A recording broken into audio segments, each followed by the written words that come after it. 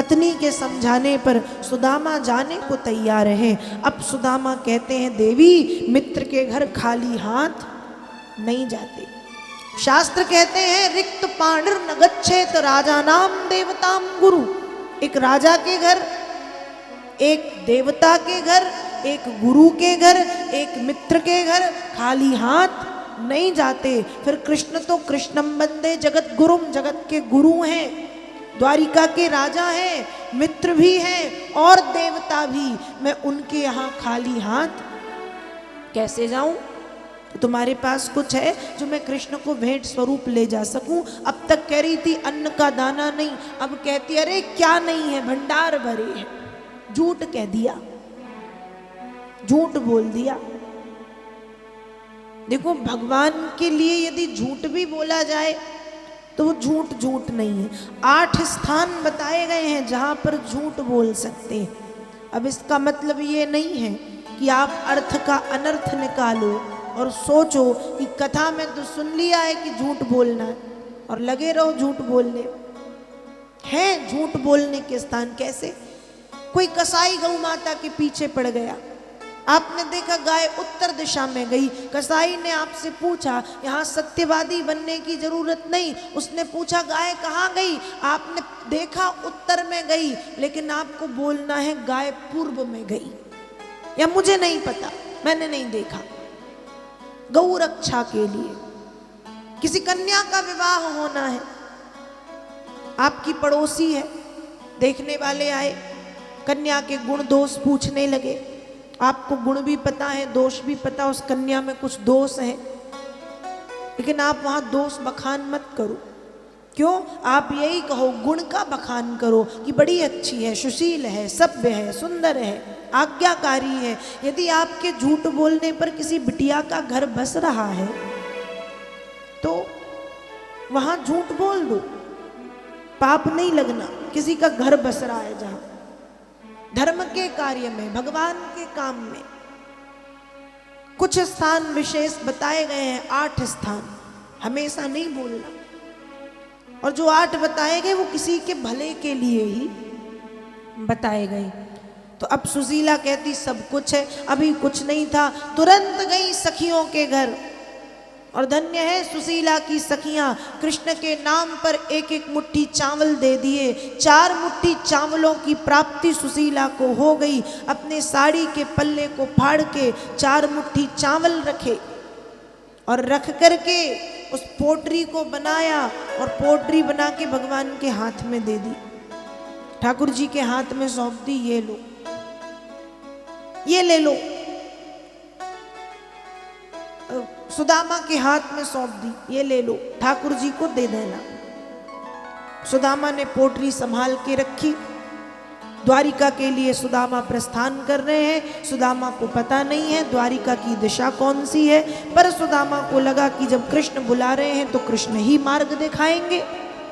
एक निश्चित दिशा की ओर सुदामा ने भगवान नाम गाते हुए प्रस्थान करना प्रारंभ किया। सुदामा भगवान नाम गाते हुए चले जा रहे हैं। सुदामा जी श्री कृष्ण गोविंद, श्री कृष्ण गोविंद, श्री कृष्ण गोविंद कहते हुए चले जा रहे हैं। माया ने किया, सुदामा जी को उठा के द्वारिका के बाहर ला करके छोड़ दिया। अब सुदामा जी की आंखें खुली तो सुदामा ने देखा कोई नगर है, तो पूछा किसी से कि भैया कौन सा नगर है। अब वो कहता है भैया ये द्वारिकापुरी है। अब सुदामा कहे अरे वाह, मैं इतनी जल्दी द्वारिका आ गया। यदि मुझे पता होता कि द्वारिका इतने पास तो रोज सुबह आता और शाम को लौट जाता। सुदामा भूल गए कि आने में मुझे 7 दिन और 7 रातें लगी हैं, भूल गए सुदामा।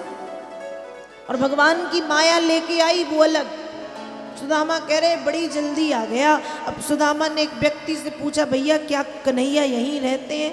हाँ हाँ यहीं रहते हैं। मेरे मित्र कहाँ रहते हैं? जैसे ही मित्र कहा तो उस व्यक्ति ने नीचे से ऊपर, ऊपर से नीचे तक सुदामा को कई बार देखा। अब वो कहे कि बताओ उस दरिद्री के मित्र भी क्या कृष्ण हो सकते हैं? पागल है कोई, अरे चलो जाओ जाओ, कोई कृष्ण कृष्ण नहीं रहते यहाँ, भागो। सुदामा को भगा दिया। अब सुदामा टूटी सी लकड़ी लेके आगे बढ़े, धीरे धीरे धीरे। जब सुदामा आगे बढ़े, तो जो द्वारिका में सबसे भव्य भवन है, उस भवन के सामने जाके खड़े हो गए और द्वारपालों से कहते हैं, भैया क्या कृष्ण यहीं रहते हैं? द्वारपाल कहते हैं, हाँ हाँ यहीं रहते हैं। आपको कुछ चाहिए? सुदामा कहते, आज कुछ लेने नहीं, कुछ देने आया हूं। अब मनी मन द्वारपाल भी सोचे, ये दरिद्री भगवान को क्या देगा। सुदामा कहते, आज कुछ लेने नहीं, कुछ देने आया हूं। आज अपनी दरिद्रता कृष्ण के चरणों में सौंप के जाऊंगा। आज अपने तंदुल कृष्ण को खिलाऊंगा, तब आज अपने आप को धन्य मानूंगा। जाओ द्वारिकाधीश तक खबर पहुंचाओ कि उनका मित्र सुदामा आया है। अब द्वारपालों को जाने में कुछ देर हुई, विलंब हुआ।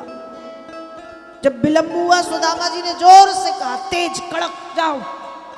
द्वारपाल पहुंचे। भगवान शीस पगान झगातन में, नहीं जान को आय बसे के ही ग्रामा। धोती फटी सी लटी डुपटी, अरुपाओं उपा नहीं मैं नहीं श्यामा। द्वार खड़ो द्विज दुर्बल एक, रहो चकिशो वसुधा अभिरामा। पूछत दीन दयाल को नाम, बतावत आपन नाम सुदाम। भगवान, एक गरीब ब्राह्मण आया है, मुखमंडल में तो तेज है पर शरीर की हड्डियां निकली हुई, मतलब इतना दुबला पतला।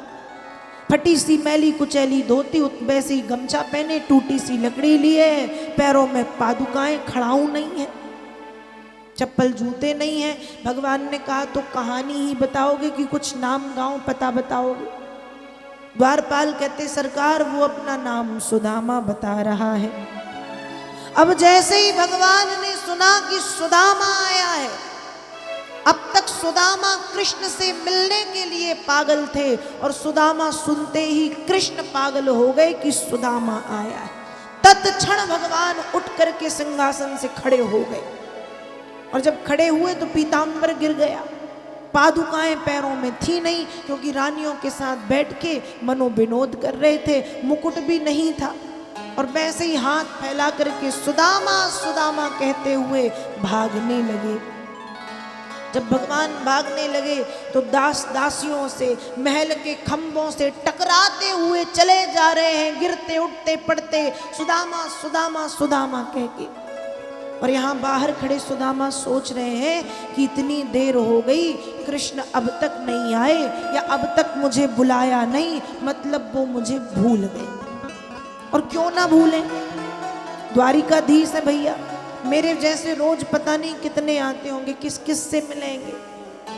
ऐसे मन में सुदामा के विचार हैं। पर सुदामा कहते हैं कि हे कृष्ण, आप तो त्रिकालज्ञ हैं, सर्वज्ञ हैं, मेरे मन के भाव जान लो।